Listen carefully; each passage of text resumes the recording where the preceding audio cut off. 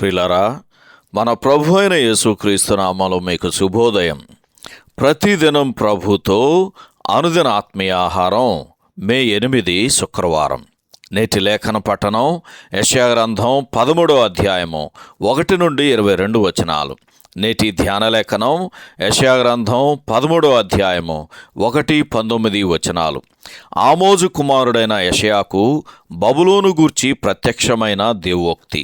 అప్పుడు రాజ్యములకు భూషణమును, కల్దీయులకు అతిశయాస్పదమును, మహాత్మ్యము నగు బబులోను దేవుడు పాడు చేసిన సొదొమ గొమొర్రాల వలె నగును. వ్యాఖ్యానాంశం: బబులోనును గూర్చిన దేవోక్తి. వ్యాఖ్యానాంశం: బబులోనును గూర్చిన దేవోక్తి. వ్యాఖ్యానం: యెషయా గ్రంథం 27వ అధ్యాయానికి వచ్చే వరకు దేవుడు అన్యజనుల మీదకు రాబోవు తన తీర్పులను గూర్చి మాట్లాడుచున్నాడు. ఆ మాటలను గూర్చి భారములు లేక దేవోక్తి అని చెప్పబడింది. భారములు లేక దేవోక్తి అనే ఈ మాట చాలా ప్రాముఖ్యమైంది.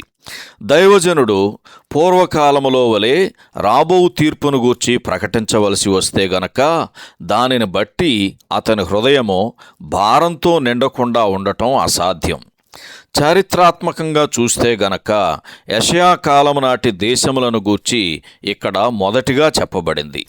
ఈ సందర్భంలో మనం ఒకదాని వెంట ఒకటి చదవబోచున్న అనేక ప్రవచనములు ఇప్పటికే అక్షరార్థంగా నెరవేరిపోయాయి.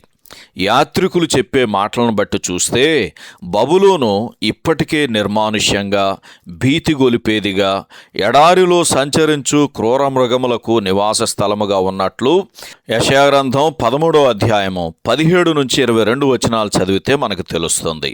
అయితే ఒకడు తన ఊహను బట్టి చెప్పుట వలన లేఖనములో ఏ ప్రవచనమును పుట్టదు అని గ్రహించాలి.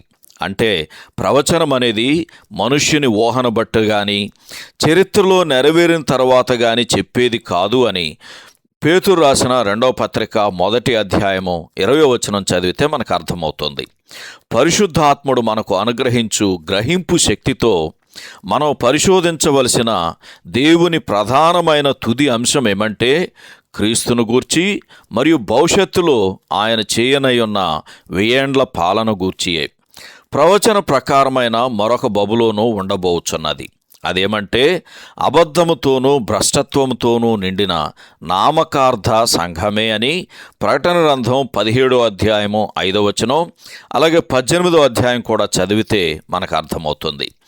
దేవుని మహాత్మ్యమును గూర్చి హర్షించు పరిశుద్ధుల ఆనందము కొరకు ప్రభు రాజ్య స్థాపన కంటే ముందే ఆ బబులోను కూలిపోతుంది అని యెషయా గ్రంథం 13వ అధ్యాయం 3వ వచనంలో, ప్రకటన గ్రంథం 18వ అధ్యాయం 20వ వచనంలో, అలాగే కీర్తనల గ్రంథం 35, 15, 26 వచనాల్లో చదువుతాం.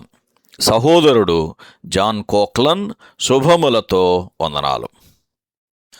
ఈ సందేశాలకు సంబంధించి కానీ, బైబిల్కు సంబంధించి కానీ మీకేమైనా ప్రశ్నలు ఉంటే ఈ క్రింది నంబరుకు వాట్సాప్ ద్వారా పంపించండి.